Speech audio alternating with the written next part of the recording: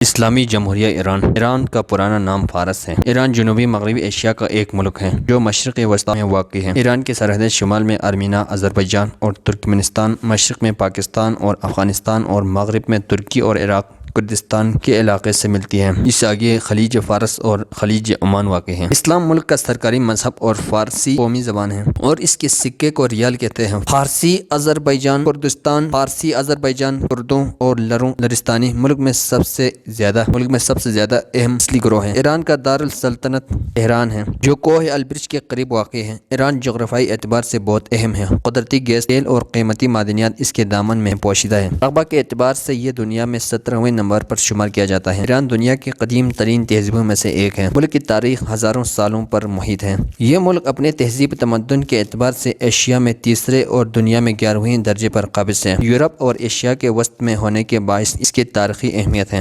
ایران اقوام متحدہ غیر وابستہ ممالک کی تحریک نام، اسلامک کانفرنس تنظیم OIC، تیل برآمد کرنے والے ممالک کی تنظیم OPEC کا بانی رکن ہے۔ تیل کے عظیم ذخائر کی بدولت بین الاقوامی سیاست میں ملک اہم ترین کردار ادا کرتا ہے۔ لفظ ایران کا مطلب آرائیوں کی سرزمین ہے۔ ایران مشرق وسطی میں واقع ہے۔ اس کے شمال میں ارمینیا، آذربائیجان، ترکمنستان اور بحیرہ قزوین اور بحیرہ قزوین، مشرق میں افغانستان اور پاکستان، جنوب میں خلیج فارس اور خلیج عمان، مغرب میں عراق اور ترکی واقع ہے۔ ملک کا وسطی و مشرقی علاقہ وسیع بے آب و گیاہ صحراؤں پر مشتمل ہے جن میں کہیں کہیں نگلستان ہے۔ مغرب میں ترکی اور عراق کے ساتھ سرحدوں پر پہاڑی سلسلے ہیں۔ شمال میں بھی بحیرہ قزوین کے ارد گرد زرخیز پٹی کے ساتھ ساتھ کوہ البرز واقع ہے۔ 8 اپریل کی تاریخ ایران میں جوہری ٹیکنالوجی کے قومی دن سے مناسبت رکھتی ہے۔ اس کی کامیابی کے اعلان کے بعد ایران کے ثقافتی انقلاب کی اعلیٰ کونسل کی منظوری اور ایران کے جوان دانشوروں کے قابل افتخار کوششوں کی قدردانی کے مقصد سے 8 اپریل کی تاریخ کو ایران میں جوہری ٹیکنالوجی کے قومی دن سے موسوم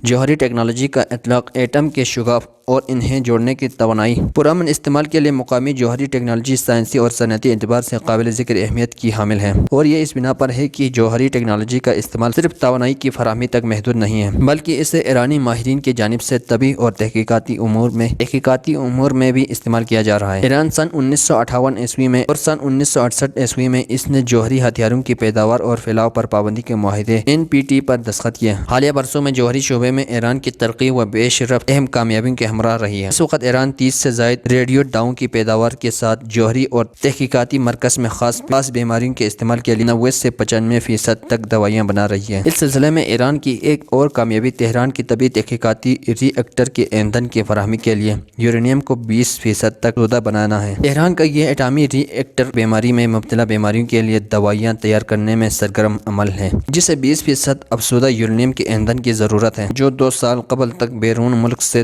درآمد کیا جاتا تھا۔ مگر مغرب نے ایران کے خلاف پابندیوں اور ایران میں یورینیم کی افزودگی کی مخالفت کی بہانے 20% افزودہ یورینیم کا ایندھن دینے سے انکار کر دیا، جس کے بعد ایران کے ایٹمی توانائی کے ادارے نے ایندھن کو اس ضرورت کو پورا کرنے کے لیے قم کے فردو ایٹمی ری ایکٹر میں جوہری ایندھن کی ری سائیکلنگ کے منصوبے پر عمل کرتے ہوئے جس کی ساری سرگرمیاں ایٹمی توانائی کی بین الاقوامی ایجنسی کی نگرانی میں جاری ہیں، یورینیم کی 20% افزودگی کے عمل میں کامیابی حاصل کی۔ جوہری شعبے میں ایران کے ایک اور کامیابی فیوز یعنی پگھلانے والی مشین تیار کرنا، اور اس وقت ایران اس حوالے سے ٹیکنالوجی رکھنے والے دنیا کے 5 ملکوں میں شامل ہے، اور ایران مشرقی وسطی کا واحد ملک ہے کہ اس سلسلے میں جس کی سرگرمیاں IAEA کی نگرانی میں جاری ہیں۔